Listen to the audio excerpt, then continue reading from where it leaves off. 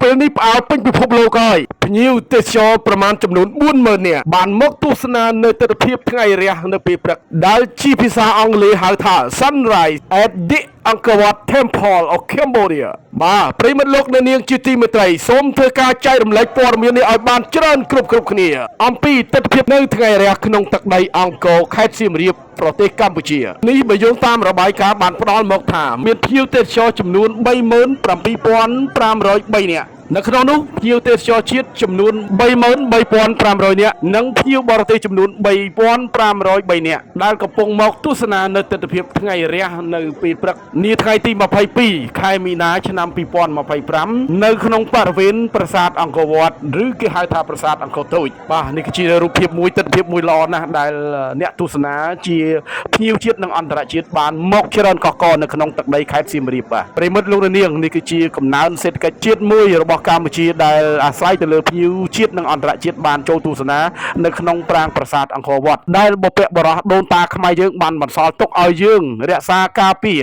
និងធ្វើការអភិវឌ្ឍធ្វើយ៉ាងណាឲ្យបានជឿនលឿនសម្រាប់មរតកជាតិកម្ពុជាយើងបាទជាវប្បធម៌អរិយធម៌ដែលជាតំណាងឲ្យជាតិកម្ពុជាផងដែរនោះបាទ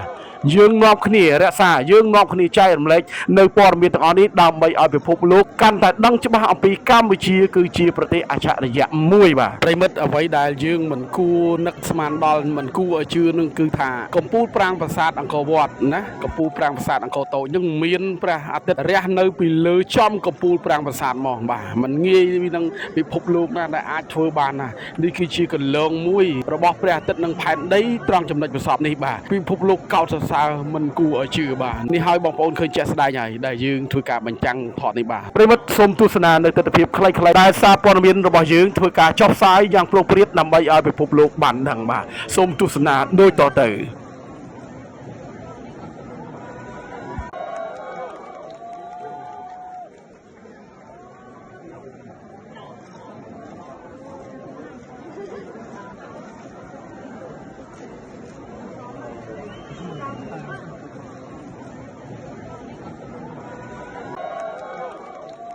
ពេលនេះផ្អើលពេញពិភពលោកហើយភ្ញៀវទេសចរប្រមាណចំនួន40000នាក់បានមកទស្សនានៅទិដ្ឋភាពថ្ងៃរះនៅពេលព្រឹកដែលជាភាសាអង់គ្លេសហៅថា Sunrise at the Angkor Wat Temple of Cambodia បាទប្រិមត្តលោកអ្នកនាងជាទីមេត្រីសូមធ្វើការចែករំលែកព័ត៌មាននេះឲ្យបានច្រើនគ្រប់គ្នាអំពីទិដ្ឋភាពនៅថ្ងៃរះក្នុងទឹកដីអង្គរខេត្តសៀមរាបប្រទេសកម្ពុជានេះបើយោងតាមរបាយការណ៍បានផ្ដល់មកថាមានភ្ញៀវទេសចរចំនួន37503នាក់នៅក្នុងនោះភ្ញៀវទេសចរជាតិចំនួន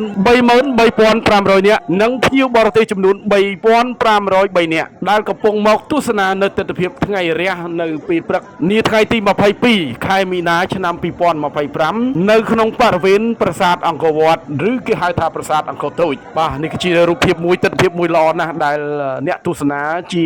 ភ្ញៀវជាតិនិងអន្តរជាតិបានមកច្រើនកកកនៅក្នុងទឹកដីខេត្តសៀមរាបបាទប្រិមិត្តលោកនាងនេះគឺជាកំណើនសេដ្ឋកិច្ចជាតិមួយរបស់កម្ពុជាដែលអាស្រ័យទៅលើភ្ញៀវជាតិនិងអន្តរជាតិបានចូលទស្សនានៅក្នុងប្រាង្គប្រាសាទអង្គរវត្តដែលបុព្វបុរសដូនតាខ្មែរយើងបានបន្សល់ទុកឲ្យយើងរក្សាការពារ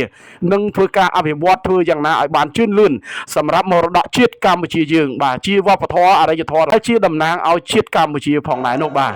យើងនាំគ្នារក្សាយើងនាំគ្នាចែករំលែកនៅព័ត៌មានទាំងអស់នេះដើម្បីឲ្យពិភពលោកកាន់តែដឹងច្បាស់អំពីកម្ពុជាគឺជាប្រទេសអច្ឆរិយៈមួយបាទប្រិមិត្តអ្វីដែលយើងមិនគួរនឹកស្មានដល់មិនគួរឲ្យជឿនឹងគឺថាកំពូលប្រាង្គប្រាសាទអង្គរវត្តណាកំពូលប្រាង្គប្រាសាទអង្គរតូចនឹងមានព្រះអាទិត្យរះនៅពីលើចំកំពូលប្រាង្គប្រាសាទហ្មងបាទมันងាយនឹងពិភពលោកណាដែលអាចធ្វើបានណានេះគឺជាកលងមួយរបស់ព្រះអាទិត្យនិងផែនដីត្រង់ចំណុចប្រសពនេះបាទពិភពលោកកោតសរសើរមិនគួរឲ្យជឿបាទនេះហើយបងប្អូនឃើញជាក់ស្ដែងហើយដែលយើងធ្វើការបញ្ចាំងថតនេះបាទប្រិមិត្តសូមទស្សនានៅទិដ្ឋភាពខ្លីៗដែលសារព័ត៌មានរបស់យើងធ្វើការចុះផ្សាយយ៉ាងប្រុងប្រយ័ត្នដើម្បីឲ្យពិភពលោកបានដឹងបាទសូមទស្សនាដូចតទៅ